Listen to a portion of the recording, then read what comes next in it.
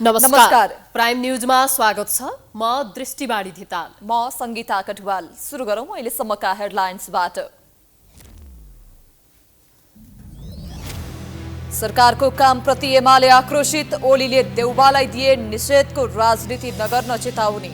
शान्ति प्रक्रिया नागरिकता विधेयकमा एकलौटी नगर्न खबरदारी। राजनीतिमा युवाको हस्तक्षेप गफ मात्रै। वृद्ध नेताहरूकै हालिमुहाली। राजनीतिमा उमेर हद किन लागू नभएको भन्दै चौतर्फी प्रश्न। देशको मुहार फेर्न असफल भएको टिप्पणी। महाभियोग समितिको काम कछुवा गतिमा। बल्ल आन्तरिक गतिविधि पारित। निलम्बित प्रधान न्यायाधीश राणालाई यही भदौ 15 गते समितिमा बोलाउट।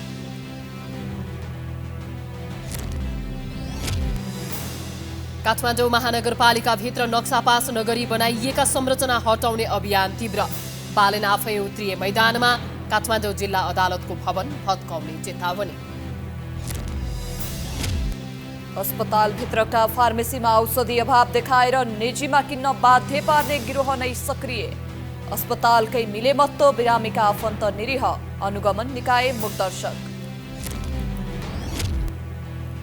थाइल्याण्डका प्रधानमन्त्री चानलाई निलम्बन गर्ने संवैधानिक अदालतको फैसला। सैन्यको गरेर निरङ्कुशता लादेको विपक्षीहरूको आरोप। अन्डर 20 एसिया कप छनौटका लागि प्रारम्भिक टोलीको घोषणा। 7 नयाँ खेलाडी समावेश। बहराइन सहित कतार, बङ्गलादेश र भुटानसँग खेल्ने।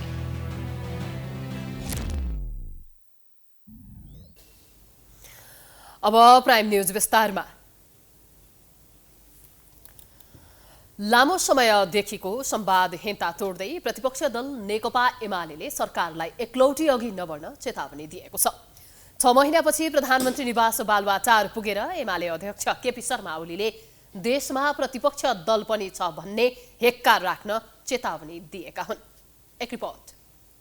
औपचारिक रूपमा ओली र देउवाबीच करिब 6 महिनापछि भेट भएको हो। उक्त भेटघाटमा ओलीले केही संसदमा विचाराधीन विधेयक र केही समसामयिक समस्याबारे एमालेको धारणा राखेका थिए। देउवाले ओलीका माग सम्बोधन गर्ने वचन दिएका थिए। बेपत्ता पारेका व्यक्तिको छानबिन, सत्य निरूपण तथा मेलमिलाप आयोग ऐन 2071 लाई संशोधन गर्न बनेको विधेयक संसदमा विचाराधीन छ। त्यस्तै नागरिकता विधेयकको विषयमा सरकार र राष्ट्रपति बीचको तनावको स्थिति सिर्जना भएको छ। केही बुदाहरूमा पुनर्विचारका लागि दुवै सदनबाट पारित भएर प्रमाणीकरणका लागि राष्ट्रपति कार्यालय पठाएको नागरिकता विधेयक राष्ट्रपतिले संसदमै फिर्ता पठाएपछि सरकारले त्यसमा कुनै पनि हेरफेर बिनै फेरि राष्ट्रपति कार्यालय पठाउने तयारी गरेको छ, जसको कारण राष्ट्रपति र सरकारबीच द्वन्द्वको स्थिति सिर्जना भएको छ। मुख्यतः यिनै विषयमा सरकारले प्रतिपक्षी दलसँग कुनै पनि परामर्श नगरेको एमालेको गुनासो छ। कांग्रेस सभापति समेत रहेका देउवाले ओलीले ती विषयमा एमालेसँग पनि समन्वय गरी राष्ट्रिय सहमति निर्माण गर्नुपर्ने माग राखेका थिए। साथै एमालेलाई निषेध नगर्न चेतावनी समेत दिएका थिए। संसदले पास गराएर पठाएको नागरिकता विधेयकमा राष्ट्रपतिज्यूले पुनर्विचार गर भनेर प्रश्न र जिज्ञासाहरू समेत पठाउनु भयो। त्यसबारेमा प्रधानमन्त्रीले हामीसँग कुरा गर्नु भएन, सभामुखले हामीसँग कुरा गर्नु भएन। अचानक जब उहाँहरूको प्रतिक्रिया पढ्यौँ त्यसपछि पो थाहा पायौँ हामीले यो राजनीति भनेको पक्कै पनि अहिलेको संसदीय प्रणालीका मूल्य मान्यता अनुरूपको राजनीति होइन। हामी स्वस्थ राजनीति गरौँ, स्वस्थ प्रतिस्पर्धा गरौँ, निषेधको होइन स्वस्थ प्रतिस्पर्धाको राजनीति गरौँ। नेकपा एमाले नागरिकता विधेयकमा राष्ट्रपतिको फेस सेभिङ चाहन्छ। त्यस्तै गम्भीर प्रकारका द्वन्द्वका घटनामा माफी दिने कुरा पनि एमालेले चित्त बुझेको छैन। चुनावको मुखमा महँगीको विषय मतदाता रिजाउन पनि उठाउनै पर्यो। तर मुख्य रूपमा नागरिकता विधेयकमा राष्ट्रपतिलाई अप्ठ्यारो नपार्न अनुरोध गर्न ओली बालुवाटार पुगेको बुझिएको छ। यसमा देउवाले पनि सकारात्मक जवाफ दिएको बैठकमा सहभागी एमाले उपाध्यक्ष तथा संसदीय दलका उपनेता सुभाष नेङमङले बताए। ओली र देउवाको भेटको राजनीतिक अर्थ समेत लगाउन थालिएको छ। सत्ता गठबन्धनमा सिट बाँडफाँडको टुङ्गो लगाउन गाह्रो भएको अवस्थामा नेताहरू बीच भेट भएको छ। एमसीसी पारित गर्ने समयमा एमाले र कांग्रेस नेताहरूले सहकार्यका लागि पहल गरे पनि उनीहरू त्यसमा सफल भने हुन सकेनन्। उसो त एमालेसँग सहकार्यका लागि माओवादी केन्द्रका अध्यक्ष प्रचण्डले पनि प्रयास गरेका थिए। तर उनीले माओवादीको कुरै सुन्न चाहेनन्। एमाले एक्लिँदै गएको अवस्थामा भएको यो भेटमा पनि त्यस्तै पहल त भएन भनेर अनुमान समेत लगाउन थालिएको छ। तर नेङमाङ भने भेटघाटमा त्यस किसिमको कुनै पनि कुरा नभएको बताउँछन्। नेकपा एमाले, नेपाली कङ्ग्रेस, माओवादी केन्द्र र एकीकृत समाजवादीका नेताहरूमा परस्पर डर र भरको सम्बन्ध छ। यसकारण पनि यस किसिमको भेटघाटलाई केही शङ्काको दृष्टिले समेत हेर्ने गरिन्छ। नेकपा एमालेका अध्यक्ष केपी शर्मा ओलीसँग नेपालका लागि अमेरिका र बेलायतका राजदूत तथा अस्ट्रेलिया, स्विजरल्यान्ड र युरोपेली संघका निमित्त राजदूतहरूले भेटवार्ता गरेका छन्। एमाले पार्टी कार्यालय चासलमा भएको भेटमा राजदूतहरूले संक्रमणकालीन न्याय सम्बन्धी ऐन संशोधनमा विषयमा चासो राखेका थिए। संक्रमणकालीन न्याय सम्बन्धी ऐन संशोधन गर्दा त्यसमा अन्तर्राष्ट्रिय स्तर र मान्यतामा ध्यान पुर्याउनु पर्नेमा उनीहरूको चासो र चिन्ता रहेको भेटमा सहभागी एमाले उपाध्यक्ष सुभाष नेवाङले उहाँहरूको आग्रह भनेको शान्ति प्रक्रिया जुन अथक मेहनत गरेर नेपालले सबैको एकताबद्ध प्रयासको परिणामस्वरूप सबैको सहयोगबाट यो टुङ्गोसम्म ल्याइपुर्याएको छ, त्यसका बाँकी कामहरू पनि अब चाँडै टुङ्ग्याउनुपर्छ भन्ने कुरा उहाँहरूले राख्नुभएको थियो। हामीले त्यसको बारेमा बतायौँ, अध्यक्ष गभर्नमेन्टले बताउनुभयो। भेटमा अध्यक्ष ओलीले सबैको चिन्ता र चासोलाई समेटेर सदनबाट उक्त विधेयक पारित गर्न एमाले प्रतिबद्ध रहेको बताए। भेटवार्तामा अमेरिकी राजदूत ऱ्यान्डी बेरी, बेलायतका राजदूत निकोला पोलेट, अस्ट्रेलिया, स्विजरल्यान्ड र युरोपेली संघका निमित्त राजदूतहरूका साथै एमालेका उपाध्यक्ष नेवाङ, उपमहासचिव विष्णु रिमाल र परराष्ट्र मामिला विभाग सचिव डाक्टर अन्जुन साक्य सहभागी थिए। 2074 को संसदीय निर्वाचनमा झण्डै 2/3 बहुमत सहित सत्तामा स्थापित भएको तत्कालीन नेकपा विभाजनको 1 वर्ष पूरा भएको छ। अदालतको फैसलापछि 3 टुक्रामा विभाजन भएको नेकपाका सबै टुक्राहरू पहिलेको तुलनामा अहिले कमजोर भएका छन्। एक रिपोर्ट। सर्वोच्च अदालतको 2078 फागुन 23 को फैसलाले नेकपाको आधिकारिकता ऋषि कट्टेललाई दिने निर्णय मात्रै गरेन, नेकपा एमाले र नेकपा माओवादी केन्द्रलाई पूर्ववत अवस्थामा फर्काइदियो। यो फैसलासँगै तत्कालीन नेकपामा रहेका माओवादी र एमाले विभाजित भए। त्यस्तै अदालतको फैसलाको केही समय एमालेसँगै रहे पनि एमाले अध्यक्ष केपी ओलीसँग कुरा नमिलेपछि माधव नेपाल, झलनाथ खनाल लगायतका नेताहरू मिलेर एकीकृत समाजवादी निर्माण गरे। यससँगै नेकपा 3 टुक्रामा विभाजित भयो। विभाजनको 1 वर्षको अवधिमा यी 3वटा टुक्रा कमजोर भएका छन्। नेकपाको सबैभन्दा ठूलो टुक्रा अर्थात् नेकपा एमाले सरकारबाट बाहिरियो। अहिले पनि प्रतिगमनकारीको आरोप खेपिरहेको यो पार्टी स्थानीय निर्वाचनमा आफ्नो पहिलो दलको हैसियतबाट दोस्रो दलमा खुम्चिन बाध्य भयो। एकातिर सत्ता गठबन्धन र अर्कोतिर नेकपा एमाले रहेको अवस्थामा अबको संघीय प्रतिनिधि सभा र प्रदेशसभा निर्वाचनमा पनि यो दल अझ कमजोर बन्ने कतिपयको अनुमान छ। त्यस्तै नेकपा माओवादी केन्द्रले नेपाली काङ्ग्रेसको सहयोगमा स्थानीय तहको निर्वाचनमा केही राम्रो प्रदर्शन गरे पनि आफ्नै खुट्टामा उभिन सक्ने अवस्थामा भने यो पार्टी छैन। एमालेको प्रतिगमनको कारण काङ्ग्रेससँग गठबन्धन गर्नु परेको तर्क पेश गरे पनि नेकपा माओवादी केन्द्र आफ्नो कमजोर अवस्थाको कारण काङ्ग्रेसलाई छाड्न सक्ने अवस्थामै छैन भन्ने अनुमान लगाउन कति पनि गाह्रो छैन। विभाजनको यो 1 वर्षमा एकीकृत समाजवादी सबैभन्दा सानो आकारमा खुम्चिएको छ। तर यो अवधिमा संसद विघटन गर्ने बाहेक केपी ओलीले गरेका सबै कमजोरी अहिलेको सत्तासीन दलहरूले गरिसके भन्ने गरिन्छ। एमालेलाई अधिनायकवादीको संज्ञा दिने माओवादी केन्द्र र एकीकृत समाजवादीले पनि आफूलाई भिन्न प्रमाणित गर्न सकेका छैनन्। पार्टी विभाजन हुँदा पनि मूल प्रवृत्तिमा कुनै परिवर्तन नहुनु, तर संगठन खुम्चिएर निकै सानो आकारको हुनुले यी सबै पार्टीले केही न केही गुमाएका छन्। त्यसमाथि पनि एकीकृत समाजवादी त अझ सानो आकारमा खुम्चिएको छ। त्यसमाथि नेताहरूका तर्क भने यस्ता छन्। अलिकता फुटेको, विद्रोह गरेको, चोइटिएको, कमजोर भएको देखिन सक्छ, तर कम्युनिस्ट जनमतको वास्तविक सम्मान गर्ने पार्टी नेकपा एकीकृत समाजवादी हो। हामी यो स्थापित गरेर देखाउनेछौँ। कतिपय नेताहरू स्वीकार गर्छन्, कतिपय स्वीकार गर्दैनन्। तर विभाजनको 1 वर्षमा तत्कालीन नेकपाका 3वटै टुक्राहरू कुनै न कुनै रूपमा कमजोर भएका छन्। केही समय केही नेताहरूले वाम एकता र वाम ध्रुवीकरणको राग अलापे पनि यिनीहरू एक ठाउँ आउन भने अझै सकेका छैनन्। सैद्धान्तिक मुद्दा भन्दा पनि स्वार्थ मिलेमा जोसँग पनि छुट्टिन र मिल्न बेर नलाग्ने पृष्ठभूमिका 3 टुक्रा भएका दल फेरि एक भए भने पनि आश्चर्य मान्नुपर्ने स्थिति भने देखिँदैन। नेपालको राजनीतिमा वृद्ध नेताहरूको हालिमुहाली छ। युवा पुस्ताले जबरजस्त हस्तक्षेप नगरेको, घुमीफिरी उही पुरानै नेताले राज्यको बागडोर सम्हालेको भन्दै नागरिक स्तरमा आलोचना पनि सुरु भएको छ। पटक पटक वृद्ध नेताहरू नै प्रधानमन्त्री मन्त्री बने पनि देशको मुहार फेर्न नसकेको भन्दै के राजनीतिमा उमेर हद लागू हुँदैन भनी प्रश्न उठ्न थालेको छ। एक रिपोर्ट। नेपाली कांग्रेसका सभापति एवं प्रधानमन्त्री शेरबहादुर देउवा 76 वर्षका भए। पहिलो पटक प्रधानमन्त्री हुँदा देउवा 49 वर्षका थिए। 5 पटक प्रधानमन्त्री भइसकेका देउवाले आफ्नो कार्यकालमा खासै सम्झन योग्य काम नगरेको भन्दै आलोचित छन्। ज्योतिषमा विश्वास गर्ने देउवा आफूलाई ज्योतिषीले 7 पटक प्रधानमन्त्री बन्ने भविष्यवाणी गरेको भन्दै संसदीय निर्वाचनपछि एकल बहुमत सहितको कांग्रेसको नेतृत्वमा प्रधानमन्त्री बन्ने दाउमा छन्। नेकपा एमालेका अध्यक्ष केपी शर्मा ओली 71 वर्षका भए। 2 पटक प्रधानमन्त्री भएका ओलीले पनि आफ्नो कार्यकालमा खासै राम्रो काम गरेको छवि बनाएका छैनन्। 2 पटक संसद विघटन गरेको र झण्डै 2/3 सरकार आफ्नै कारणले ढालेको भन्दै प्रतिगमनको आरोप उनले खेपिरहेका छन्। एमालेले उनलाई भावी प्रधानमन्त्रीको रूपमा प्रस्ताव गर्दै चुनावी कमान्डर बनाएको छ। नेकपा माओवादीका अध्यक्ष पुष्पकमल दाहाल प्रचण्ड 68 वर्षका भए। 2 पटक प्रधानमन्त्री भएका दाहालले पनि खासै राम्रो काम गरेको सन्देश दिन सकेनन्। उनले आफै प्रधानमन्त्री भए पनि द्वन्द्वको प्रक्रियालाई टुङ्गोमा पुर्याएर पीडितलाई न्याय दिन नसकेको आरोप छ।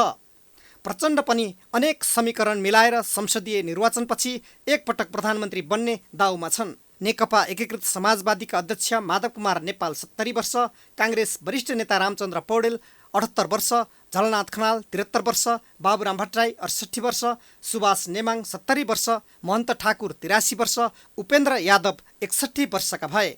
यिनै नेताको कार्यकालमा भ्रष्टाचार, बेथिति लगायत अनेकौं कारणले नेपाली जनताको ढाड सेक्ने काम भएको छ। तर यिनै नेताहरू प्रधानमन्त्री मन्त्री बन्ने दाउमा छन्। युवा पुस्ताले पनि पदलोलुप भएका कारण यिनै नेताहरूको वरिपरि घुम्ने गरेका छन्। उनीहरूलाई हस्तक्षेप गर्न सकेका छैनन्, जसका कारण मुलुकमा नयाँ योजना र भिजनसहित अगाडि बढ्ने नेताको खडेरी परेको छ। राजनीतिक शास्त्री राजेश गौतम वृद्ध नेताहरूले नै राजनीतिमा स्पेस बनाइदिने हुँदा युवा पुस्ताले हस्तक्षेप गर्न सक्दैन भन्छन्। सत्तामा पार्टीबाट पनि अधिकार खोज्नको निम्ति एउटा आक्रोशित एउटा चाहिँ बलियो रूपबाट आफूलाई स्थापित गरेर अगाडि बढ्नुपर्छ। त्यस्तो किसिमको दृष्टिकोणहरू चाहिँ रहेका युवाहरू चाहिँ कम देखिए र आशा गरेका युवाहरू पनि अब नेताहरूको पछाडि लागेर यही नेताहरूकै पछाडि लागे मात्रै प्राप्त हुनसक्छ, सत्ता प्राप्त हुनसक्छ भन्ने दृष्टिकोण राखेर जब युवा पुस्ता पनि अगाडि बढ्न थाल्यो तब देशको राजनीति आम जनताले चाहेको जस्तो किसिमले अगाडि बढ्न सकेन। 45 वर्षमा प्रधानमन्त्री बनेका बीपी कोइराला जस्तो चमत्कारिक क्षमता भएका नेता नेपालमा देखिएको छैन। यद्यपि 72 वर्षको उमेरमा प्रधानमन्त्री बनेका मनमोहन अधिकारीले सामाजिक सुरक्षा भत्ता सुरुवात गरेर सम्झना योग्य बने। नेपाली राजनीतिमा सत्तामा जान सके मोज मस्ती सहितको रबाभिलो जीवन र पद पैसा प्रतिष्ठा समेत हुने हुँदा बुढा नेताहरूले राजनीतिबाट विश्राम लिन चाहँदैनन्। निजामती कर्मचारी सेवाको उमेर हद 58 वर्ष, न्यायालयमा 65 लगायत सेना, प्रहरी र न्याय सेवाका कर्मचारीको पनि निश्चित सेवा अवधि तोकिने, तर राजनीतिमा चाहिँ उमेर हदको बहस किन नहुने भनी नेताहरूले नै भन्न थालेका छन्। कर्मचारीहरूमा उमेरको हद लाग्ने, न्यायपालिकामा उमेरको हद लाग्ने, यो व्यवस्थापिकामा या सरकारमा उमेरको हद किन नलाग्ने, कुन संविधानले बनाएको छ त्यो हद नलाग्ने? किनकि संविधान नेताले बनाएको छ, त्यस कारणले आफ्नो लागि केही छेकबार नगर्ने। त्यस कारणले अनि पार्टीको सङ्गठन मजबुत गर्नको लागि पनि देशको समृद्धिको लागि पनि युवाहरूलाई अगाडि बढाउनुपर्छ। नेकपा एमालेका प्रमुख सचेतक विशाल भट्टराई युवा पुस्ताले देश चलाउने चाहना राखेको भए पनि सम्भव नभएको बताउँछन्। विशाल भट्टराई गएर चाहिँ नुवाकोटमा गरेको भाषण चाहिँ तपाईँहरूले दिनुहुन्न, केपी ओलीले गरेको सानोमा दिनुहुन्छ भनेपछि अनि त्यही बिग्ने भयो नि त। त्यस कारण तपाईँहरूले पनि बिस्तारी चाहिँ मिडियाको तर्फबाट पनि सहयोग गर्नु पर्यो। तपाईँहरूले ल्याइदिनुहोस् न, युवाहरूलाई वात्तै अगाडि ल्याइदिनुहोस्, सहयोग गरिदिनुहोस्। हामी त्यो खोजिरहेका छौँ कि अब हाम्रो पुस्ताबाट नेतृत्व गर्नुपर्छ, हाम्रो पुस्ताले देश चलाउने हो, सबै हिसाबले चाहिँ युवाहरू अगाडि बढ्नुपर्छ भन्नुपर्छ। भट्टराई मिडियाले युवा पुस्तालाई महत्त्व नदिएका कारण पनि युवाहरू अगाडि बढ्न नसकेको बताउँछन्। सधैँ नेपाली जनतामाझ परीक्षण भइसकेका नेताहरू पुनः प्रधानमन्त्री मन्त्री बन्ने दौडमा लाग्नुलाई कतिपयले पदलोलुपताको संज्ञा दिएका छन्। यद्यपि उनीहरूलाई चुनौती दिने युवाहरू अगाडि नबढ्नुलाई विडम्बना नै मान्नुपर्छ। राजनीतिक bureau prime time HD Kathmandu. नेकपा माओवादी केन्द्रका महासचिव देव गुरुङले आगामी मङ्सिर 4 गते हुने निर्वाचनका लागि गठबन्धनमा 1-2 दिनभित्रै सिट बाँडफाँड टुङ्गो लाग्ने दावी गरेका छन्। रिपोर्टर्स क्लब नेपालले गरेको साक्षात्कार कार्यक्रममा उनले अहिले पनि सिट बाँडफाँडका लागि गठबन्धनका शीर्ष नेताहरूबीच छलफल चलिरहेको जानकारी दिए। गुरुङले मुलुकको राष्ट्रिय राजनीतिमा देखा परेको सङ्कटलाई सबै दलबीचको सहकार्यले पार लगाउनु पर्नेमा जोड दिएका छन्। महासचिव गुरुङले एमाले पनि विगतका गल्ती कमजोरी पुनर्विचार गरी अगाडि बढ्न तयार भयो भने वाम घटकहरू सहकार्य गरेर सकिने, तर वाम घटकमा संकीर्णता भने देखिएको बताए। नेतृत्वमा रहेको एकीकृत समाजवादी बाबुरामजी, वामदेवजी लगायतका सबै बीचमा कम्युनिस्ट लिडरहरूको बीचमा एउटा प्रकारको चाहिँ एउटा सहकार्य गर्दै अगाडि बढ्ने प्रक्रिया चलिरहेको छ। देशमा विद्यमान रूपमा रहेका जति पनि वाम घटकहरू छन् ती सबै वाम घटकहरूलाई सहमतिमा लिन सक्यो भने गैर वाम घटकहरूलाई पनि सहमतिमा लिन सकिने ठाउँ देखिन्छ। त्यसकारणले यतिखेर गैर वाम घटकहरू बरु लचकतामा सोच्न तयारी छ। फरक प्रसङ्गमा उनले पार्टीका पदाधिकारी समावेशी नभएको बताए। केन्द्रीय कमिटीमा 33% महिला सुनिश्चितता गरेको भए पनि पदाधिकारीको सवालमा त्यसो हुन नसकेको उनको भनाइ थियो। प्रधान न्यायाधीशमाथि लागेको महाभियोग सम्बन्धी संसदीय महाभियोग सिफारिस समितिले महाभियोग लागेका निलम्बित प्रधान न्यायाधीश सोलेन्द्र शमशेर जबरालाई भदौ 15 गते बयानका लागि बोलाउने निर्णय गरेको छ। सिंहदरबारमा बुधबार बसेको समिति बैठकले जबरामाथिको आरोपका बारेमा बयान लिन भाद्र 15 गते बस्ने बैठकमा बोलाउने निर्णय गरेको समितिका ज्येष्ठ सदस्य रामबहादुर विष्टले जानकारी दिए।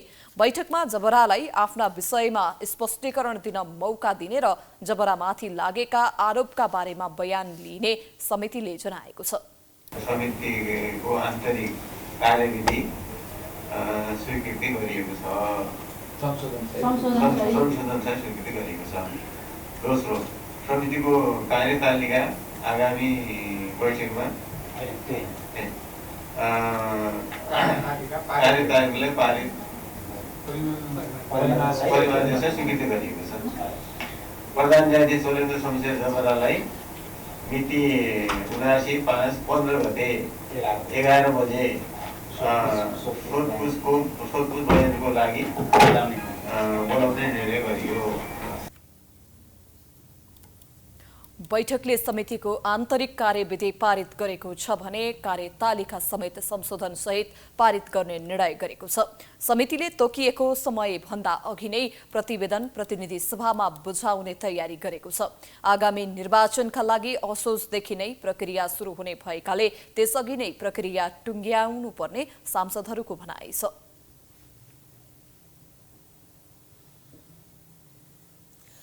निर्वाचन आयोगले आगामी निर्वाचनका लागि समानुपातिक प्रणालीतर्फ भाग लिन चाहने राजनीतिक दललाई निवेदन पेश गर्न आह्वान गरेको छ। प्रतिनिधि सभा र प्रदेश सभा दुवैतर्फका लागि निवेदन आह्वान गरिएको हो। भदौ 10 देखि 12 गतेसम्म राजनीतिक दललाई निवेदन दर्ता गर्न आह्वान गरिएको छ। आयोगले गत साउन 22 देखि 31 गतेसम्म निर्वाचन प्रयोजनका लागि दल दर्ता गर्न आह्वान गर्दा 87 वटा दल दर्ता भएका थिए। दर्तामध्ये 12 वटा दलले तालमेल गरेर निर्वाचनमा प्रतिस्पर्धा गर्न 4 वटा समूह बनाएका छन्। दर्ता दलमध्ये समानुपातिकतर्फ भाग लिन चाहने दलले मुख्य निर्वाचन अधिकृतको कार्यालयमा निवेदन दिनुपर्नेछ। समानुपातिक निर्वाचन प्रणालीतर्फको निर्वाचन कार्यक्रम सञ्चालन गर्न मुख्य निर्वाचन अधिकृतको कार्यालय आयोगमै स्थापना भएको छ। प्रतिनिधि र प्रदेश सभा सदस्यको समानुपातिकमा भाग लिन मुख्य निर्वाचन अधिकृतकै कार्यालयमा निवेदन दिनुपर्ने आयोगले जनाएको छ। एकल चुनाव चिन्हलाई लिएर संयुक्त रूपमा निर्वाचनमा सहभागी हुने गरी आयोगमा दर्ता भएका दलले सबै दलको केन्द्रीय समितिको संयुक्त वा अलग अलग रूपमा निवेदन दिन पाउनेछन्। यस्तै आयोगले निर्वाचन पर्यवेक्षणका लागि पनि आह्वान गरेको छ। राष्ट्रिय संस्थाहरूलाई पर्यवेक्षणका लागि आह्वान गरिएको हो। पर्यवेक्षण गर्न इच्छुक संस्थाहरूले 15 दिनभित्र आयोगमा पर्यवेक्षण अनुमतिका लागि आवेदन दिनुपर्नेछ। काठमाडौँ महानगरपालिकाका प्रमुख बालेन्द्र शाह आफै महानगरभित्र बनेका अनधिकृत संरचना भत्काउन खटिएका छन्। गत सोमबार नयाँ बानेश्वर क्षेत्रमा बनाइएको अनधिकृत संरचना भत्काएको महानगरपालिकाले बुधबार सुन्धारा र न्युरोड क्षेत्रका अनधिकृत संरचना भत्काएको छ। एक रिपोर्ट। नयाँ बानेश्वर क्षेत्रमा पार्किङका लागि नक्सा पास गरेर व्यवसाय सञ्चालन गरेको पाइएपछि मेयर बालेन्द्र नेतृत्वको महानगर टोलीले पसल हटाएर अनाधिकृत संरचना भत्काएको हो। यसरी भत्काउनु अघि महानगरले नक्सा पास भए नभएको एकिङ गर्दै नभएको खण्डमा 35 दिन समय दिएको थियो। नक्सा पास नगरी बनाइएका तथा नक्सा पास विपरीत बनाइएका संरचना भत्काउन मेयर बालेन्द्र शाह आफै उपस्थित भएका छन्। संरचना भत्काउन जाँदा हेर्दाको दृश्यले बालेन अघि र डोजर पछि देखिन्छ। नयाँ बानेश्वर क्षेत्रमा पार्किङका लागि बनाइएको स्थानमा राखिएका पसल हटाएको दोस्रो दिनमै बुधबार महानगरले सुन्धारा, न्यू रोड, दरबार मार्ग र बबरमहल क्षेत्रमा अनाधिकृत रूपमा बनाइएका संरचना भत्काउन र सम्बन्धित पक्षको जवाब मागेका छन्। बुधबार नै मेयर बालेनको उपस्थितिमा महानगरको टोलीले सुन्धारा स्थित काठमाडौँ महलको अनाधिकृत रूपमा बनाइएको संरचना डोजर लगाएर भत्काएको छ। साथै न्युरोड स्थित आरबी कम्प्लेक्सले बनाएका अनाधिकृत संरचना पनि डोजर लगाएर भत्काएको छ। त्यो ठुलोलाई लाग्ने सानोलाई लाग्ने सबैलाई हामीले जिल्ला अदालतलाई समय दिएको छ। जिल्ला अदालतको नक्सा पास भयो, उहाँहरूको पनि त्यो नक्सा पास भएर नबिल बैंक न्युरोड शाखाले बनाएको अनाधिकृत संरचना पनि महानगरले भत्काउने भएको छ। यसैगरी महानगरले बबरमहलमा रहेको जिल्ला अदालत काठमाडौँलाई नक्सा पास भएको विवरण पठाउन पत्राचार गरेको छ। अदालतको अन्डरग्राउन्ड बारे महानगरको चासो बढेको हो। बुधबार नै मेयर बालेन्द्र दरबार मार्ग पनि पुगेका छन्। दरबार मार्ग क्षेत्रमा सडकमै जथाभावी पार्किङ गरिएपछि मेयर बालेन सो क्षेत्रमा पुगेका हुन्। मेयर बालेन बुधबार नै कोटेश्वर क्षेत्रको फुटपाथ र पार्किङको अनुगमनमा गएका छन्। नक्सा पास विपरीत तथा अनाधिकृत रूपमा बनाइएको संरचना हटाउन मेयर बालेन महानगरको टोली र प्रहरी सहित पुग्ने गरेका छन्। बिरामीलाई सहज होस् भन्ने उद्देश्यले हरेक सरकारी अस्पतालले परिसरभित्रै औषधि पसल अर्थात् फार्मेसी अनिवार्य राख्नुपर्ने व्यवस्था गरेको छ। तर मुलुककै ठूला सरकारी अस्पतालकै फार्मेसीमा आवश्यक औषधि नै पाइँदैन। अस्पतालमा बिरामीलाई शल्यक्रिया गर्न तयार पारेर अस्पताल बाहिरका फार्मेसीमा औषधि किन्न बाध्य छन्। एक रिपोर्ट। यो वीर अस्पतालमा औषधि किन्नका लागि लागेको लाइन हो। तर यो लाइन छिचोलिसकेपछि चिकित्सकले लेखिदिएका सबै औषधि पाइन्छन् भन्ने यकिन हुँदैन। लाइनमा बस्ने मध्ये अधिकांश रित्तो हात फर्किन बाध्य छन्। धेरैजसो औषधि सकिँदा पनि अस्पताल व्यवस्थापनले तत्काल खरिद गरी सेवाग्राहीलाई सुविधा दिने गरेको पाइँदैन। अर्कोतर्फ वीर अस्पतालकै नयाँ सर्जिकल भवनमा सञ्चालित फार्मेसी तालचाने लगाइएको छ।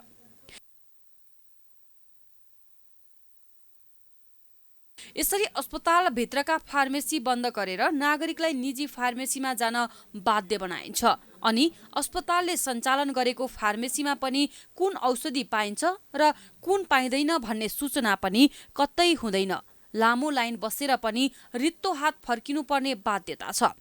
मुलुकै जेठो अस्पताल र ठूलो अस्पताल फार्मेसीको यो हालतलाई व्यवस्थापनले भने समस्या नै होइन जस्तो गरी सामान्य रूपमा लिएको पाइन्छ। वीर मात्र होइन, प्राय सबै सरकारी अस्पतालको हालत उस्तै छ। अस्पताल हाताभित्रका फार्मेसीमा औषधि नपाएपछि बिरामी र आफन्त निजीमै धाउन बाध्य छन्। दिनुभयो अनि उहाँहरूले लेखेर दिनुहुन्छ, औषधि लेखेर दिनुहुन्छ। हामी खालि कहिले तपाईँको कहिले 1500, कहिले 2000, कहिले 3200, कहिले 8000सम्मको औषधि ल्याउँछ हामी। अनि लेखेर दिनुहुन्छ, अनि लेखेर दिएर हामी मेडिकलमा किनेर ल्याउँछौँ।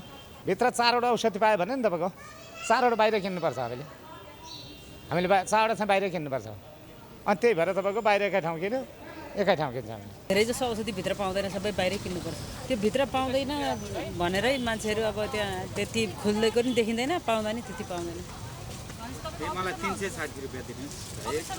360 हजुर। दूर दराज मात्र होइन, राजधानीकै वीर, कान्ति, प्रसुति गृह, त्रिवी शिक्षण अस्पताल, टेकु, राष्ट्रिय ट्रमा सेन्टर लगायत सबैजसो ठूला सरकारी अस्पतालका फार्मेसीका बोर्डहरू छन्। तर बिरामीका लागि अत्यावश्यक औषधि छैन। अर्कोतर्फ इन्धन र खाद्य वस्तुमा जस्तै औषधिहरूमा पनि मूल्य वृद्धि हुँदा औषधि जस्तो अत्यावश्यक वस्तु नागरिकले महँगोमा खरिद गर्नु परेको छ। पाइए होइन बराबर हेर्नुहोस्, त्यो पनि छैन। किनभने उहाँ बाहिर किन्न जा भनिदिन्छन् क्या। अब यहाँ भएको दिन्छन्, नभएको बाहिर जा भनिदिन्छन्। यो के छ भित्री कुरा हामी बुझ्न सक्दैनौँ। अपरेसन गर्दा युजमा आउने बढी सामानहरू हुन्छ, ट्याब्लेटहरू भन्दा नि त्यसमा चाहिँ तपाईँको कम्पनी हेरेर रोमसन्सहरू भन्ने हुन्छ, तिनीहरू कम्पनीको 5 देखि 7-10% वृद्धि भएको छ सामानहरूमा, त्यो हो। औषधि फार्मेसी निर्देशिका 2072ले प्रष्ट रूपमा हरेक अस्पतालले आफ्नै फार्मेसी सञ्चालन गर्नुपर्ने व्यवस्था गरेको छ। अस्पताल फार्मेसी सञ्चालन गर्नुको मुख्य उद्देश्य अस्पतालको आय स्रोतलाई उकास्न भन्दा पनि बिरामीलाई गुणस्तरीय औषधि सर्वसुलभ ढङ्गले न्यूनतम मूल्यमा प्रदान गर्नु हो। अहिलेको अवस्था हेर्ने हो भने केही अस्पताल फार्मेसीहरू मापदण्ड पुर्याउनका लागि मात्रै राखिएको देखिन्छ। यसरी अस्पताल भित्रका फार्मेसीमा औषधि अभाव देखाएर निजीमा बिरामी पठाउन अस्पताल प्रशासन, बिचौलिया र निजी फार्मेसी सञ्चालक बीच ठूलै सेटिङ हुने गरेको बुझ्न गाह्रो छैन। बेला बेलामा सरकारी निकायले अनुगमन गरे जस्तो गरे पनि त्यो झारा टार्ने काम मात्र भएको छ। देशको राजधानी काठमाडौँ, दूर दराजको त कुरै छोडौं, राजधानीमा चिल्ला सडक होला भन्ने धेरैको सोचाइ हुन सक्छ। तर यसको ठिक विपरीत काठमाडौँमा सडकको अवस्था आज हामी देखाउँदैछौँ। खास गरी देश विकासको ठूला ठूला गफ गर्ने नेताहरू दिनहुँ पुग्ने पार्टी कार्यालय वरिपरिको हविगत कस्तो छ त? अब प्रस्तुत गर्दैछौँ यसबारे स्थलगत रिपोर्ट। यति बेला हामी नेपाली काङ्ग्रेसको केन्द्रीय कार्यालयको ठिक पछाडिको बाटोमा छौँ र यहाँको बाटो पनि पिच हुन सकेको छैन, धुलाम्बे छ। अहिले नेपाली काङ्ग्रेसकै सरकार छ, तर आफ्नै सरकार हुँदा पनि नेपाली काङ्ग्रेसले आफ्नै पार्टी कार्यालय पछाडिको बाटो पिच गर्न सकिरहेको छैन। यस्तो अवस्थामा नेपाली काङ्ग्रेसको नेतृत्वले देशको विकास गर्छ भनेर कसरी पत्याउने? यति बेला देशमा नेपाली काङ्ग्रेस नेतृत्वको सरकार छ। काङ्ग्रेसका देश बनाउने गुड्डी हाँक्ने नेताहरूले आफ्नै कार्यालय आसपासको बाटो बनाउन सकेका छैनन्। हेर्नुहोस् काङ्ग्रेस मुख्यालय सानेपा वरिपरिको सडकको दुरावस्था।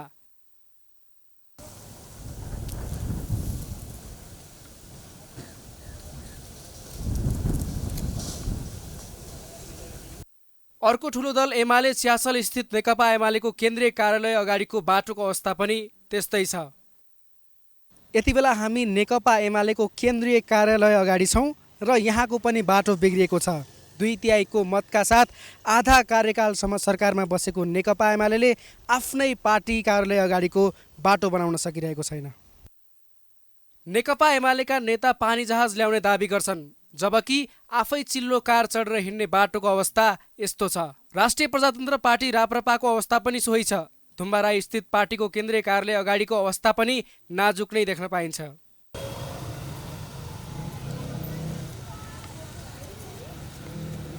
यी त भए राजनीतिक दलका कार्यालय अगाडि भएको बाटोको नाजुक अवस्था। तर राजनीतिक दलको पार्टी कार्यालय अगाडि मात्र होइन, अहिले राजधानीभित्रका हरेक स्थानका बाटोहरूको अवस्था नाजुक छ।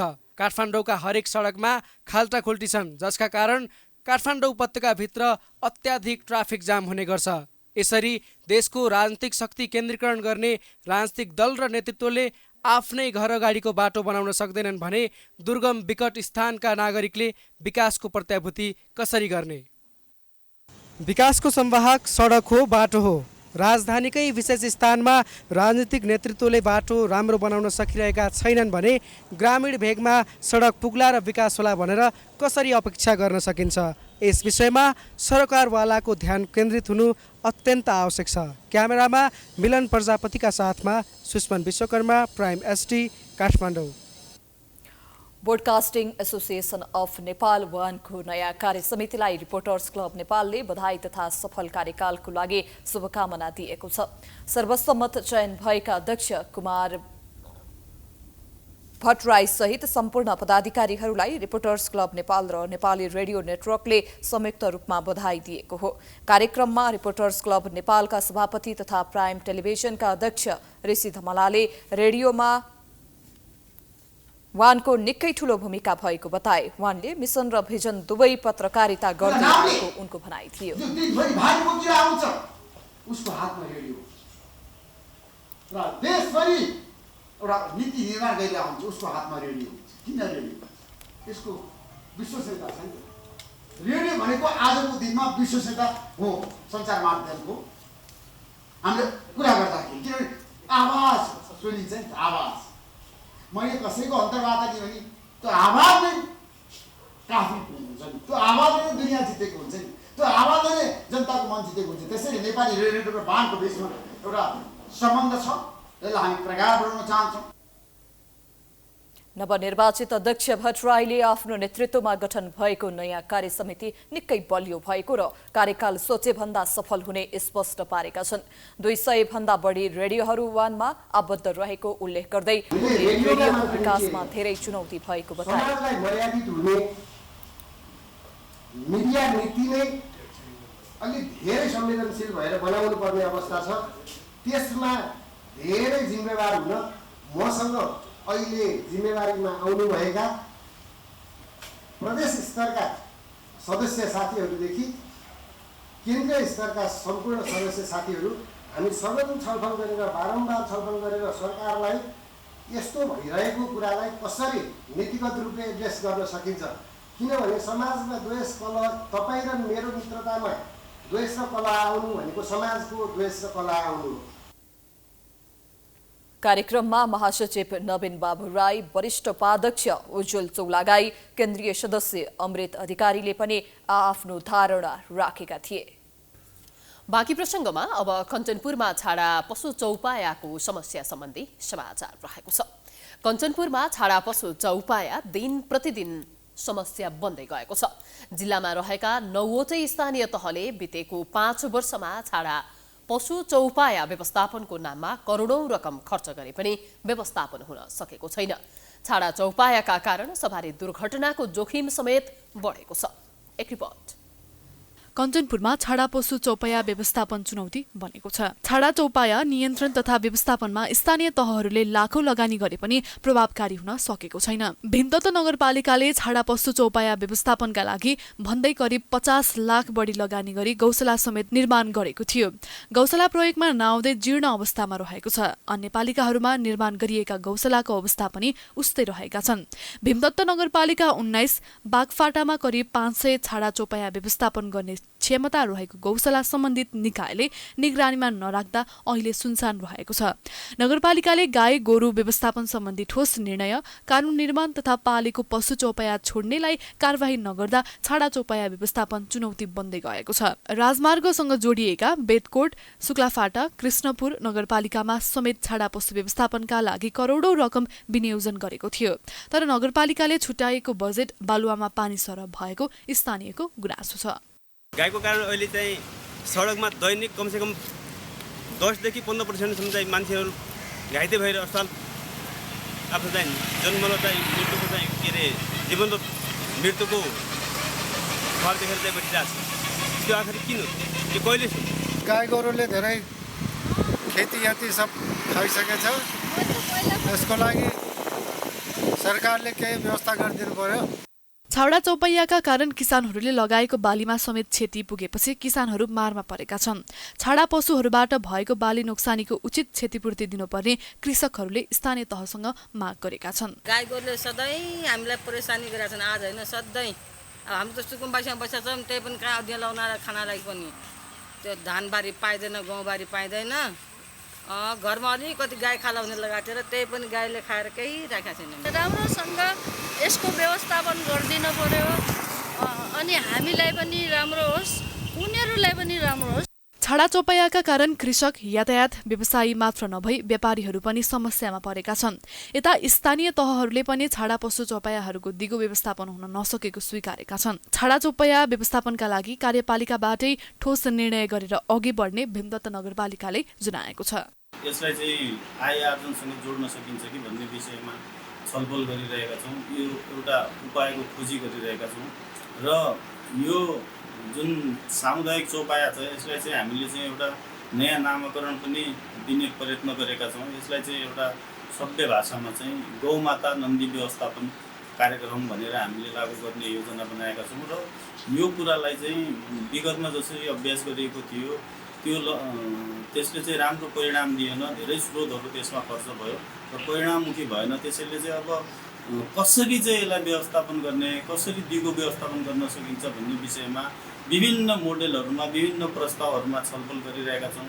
पछिल्लो समय भीमदत्त नगरपालिकाले छाडा चौपैयाको व्यवस्थापनको जिम्मा लिए पनि राजमार्गका छाडा पशुहरूको भने उचित व्यवस्थापन हुन नसक्दा समस्या विकराल बन्दै आएको छ। राजमार्ग क्षेत्रमा भएका पशुहरूका कारण दुर्घटनाको जोखिम समेत बढेको छ। प्राइम एसडीका लागि कञ्चनपुरबाट दिलीराज पन्तको रिपोर्ट। अब बिजनेस न्यूज।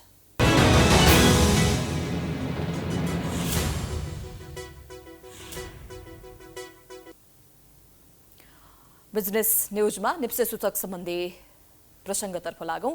विगत केही दिनदेखि सुस्त रहेको बजारले बुधबार पनि निरन्तरता पाएको छ। सुरुवातमा बजार केही बढेको भए पनि पुनः झरेर अघिल्लो दिनकै हाराहारीमा बन्द भएको छ। बुधबार निप्से सूचक 2.86 बिन्दुले बढेर 2057.84 बिन्दुमा पुगेको छ भने 1,52,61,86,217 रुपैयाँ बराबरको 36,79,705 रुपैयाँमा खरिद बिक्री भएको छ। कारोबारमा आएका 13 उपसमूह मध्ये 7 उपसमूहको सूचक सकारात्मक देखिएका छन् भने 6 उपसमूहको सूचक नकारात्मक देखिएका छन्। बुधबार व्यापार उपसमूहको सूचक 1% भन्दा धेरैले बढेको छ। यो सँगै हामी प्राइम न्यूजको अन्त्यमा आइपुगेका छौं। जाँदा जाँदै हेडलाइन्स पुनः एकपटक। सरकारको कामप्रति एमाले आक्रोशित, ओलीले देउबालाई दिए निषेधको राजनीति नगर्न चेतावनी, शान्ति प्रक्रिया नागरिकता विधेयकमा एकलौटी नगर्न खबरदारी।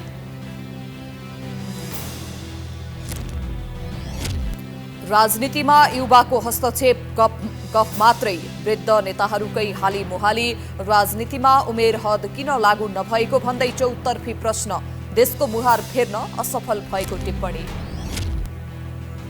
महाअभियोग समितिको काम कछुवा गतिमा, बल्ल आन्तरिक कार्यविधि पारित, निलम्बित प्रधान न्यायाधीश राणालाई यही भदौ 15 गते समितिमा बोलावट।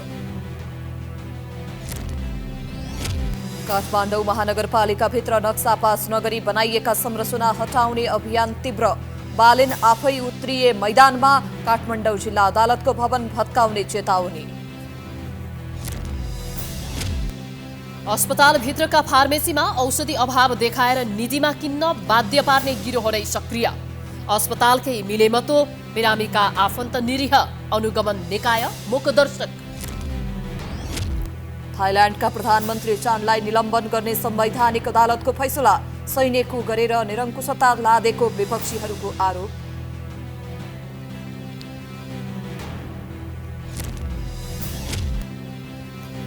र अन्डर 20 एसिया कप छनौटका लागि प्रारम्भिक टोलीको घोषणा, 7 नयाँ खेलाडी समावेश, बहराइन सहित कतार, बङ्गलादेश र भुटानसँग खेल्ने। प्राइम न्यूज अहिलेलाई सकियो। यसपछिको प्रस्तुति जनता जान्न चाहन्छन् ऋषि धमलाको साथमा। हेर्दै गर्नुहोला प्राइम एसडे। नमस्कार।